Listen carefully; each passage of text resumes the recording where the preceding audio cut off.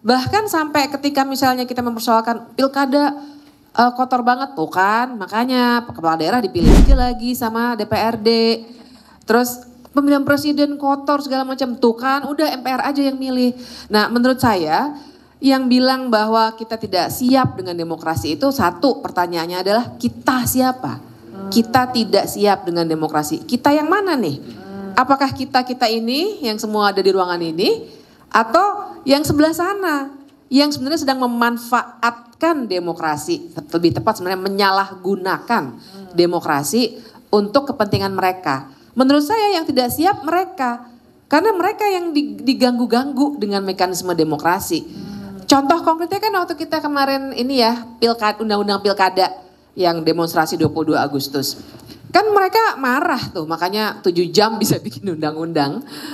Marah karena tadinya mereka udah nyaman, wah ada 100, perkiraannya dulu tuh 150-an kota kosong dari 545 pilkada November nanti.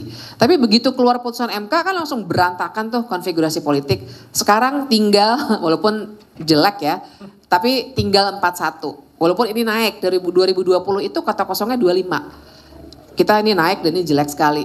Tapi tinggal 41, jadi berantakan. Nah, artinya mereka sebenarnya terganggu kalau misalnya demokrasi berjalan dengan baik. Putusan MK adalah bagian dari demokrasi. Karena Undang-Undang Dasar kita memang bilang ada pembagian kekuasaan kok. Bukan salah MK untuk memutus kayak gitu, memang MK harus meluruskan, atau mereka kan istilahnya itu the guardian of the constitution. Mereka harus meluruskan kalau ada yang ngaco-ngaco dari lembaga legislatif dan eksekutif. Nah, itu sebagai ilustrasi saja bahwa sebenarnya yang tidak siap adalah elit yang dulu tinggal santai aja, terus mereka yang nggak suka Gus Dur ganti Gus Dur sama Megawati, udah Habibie udah yang lain aja sekarang. Pak Habibie kemudian waktu itu nggak pertanggungjawabannya ditolak oleh MPR, dia nggak boleh nyalon lagi waktu itu. Makanya kemudian Gus Dur, tapi kemudian Gus Dur di tengah jalan diganti oleh Megawati, dan itu benar-benar keputusan dari anggota MPR aja, bukan kita. Jadi mau dia aja gitulah ibaratnya. Itulah perilaku yang namanya perilaku elit politik. Dan perilaku elit politik ini yang kemudian diperkuat juga di level institusi dengan yang namanya kartel politik. Kartel politik itu bukan hujatan, tapi memang ada penjelasan akademiknya. Itu Mas Kruskido Ambardi bagus tulis soal itu. Jadi ini fenomena tidak siap atau siap ini sebenarnya mereka yang tidak siap. Nah, respon saya yang kedua yang ingin saya berikan adalah sebenarnya jadi mereka memanfaatkan narasi soal tidak siapnya kita dengan demokrasi sebenarnya untuk kepentingan mereka untuk membalikkan ke masa lalu. Dan sebenarnya udah mulai loh. Ibu bapak kawan-kawan sadar nggak? Tadi Mbak Uni udah nyebut TAP MPR yang menyebut nama Soeharto dicabut misalnya. Terus TAP MPR yang lain-lain dimainkan. Pertanyaan saya tadi pagi saya tulis di Instastory saya bilang ini MPR lagi main apa? Menurut saya MPR itu lagi mau main jadi super body kayak dulu.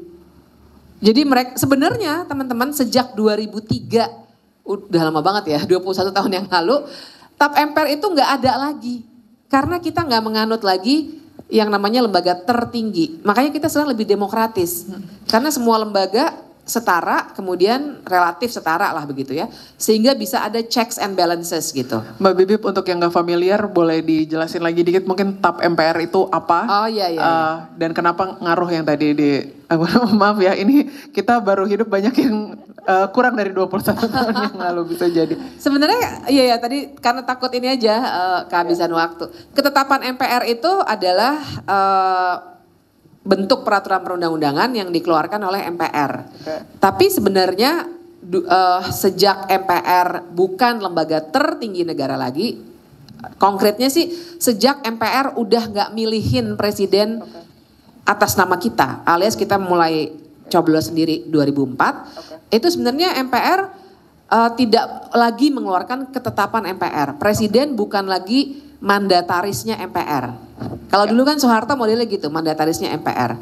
Nah, itu menurut kami itu lebih baik, kita lebih demokratis karena dua hal itu. Kita sekarang milih presiden langsung, bukan elit tuh yang tadi semua mau Gus Dur ganti gitu, bukan itu.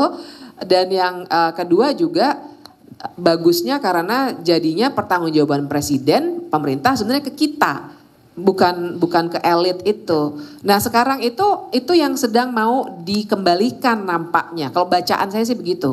MPR, elit politik kita itu ingin ngambil lagi kewenangan itu karena mereka enak dengan sistem yang dulu.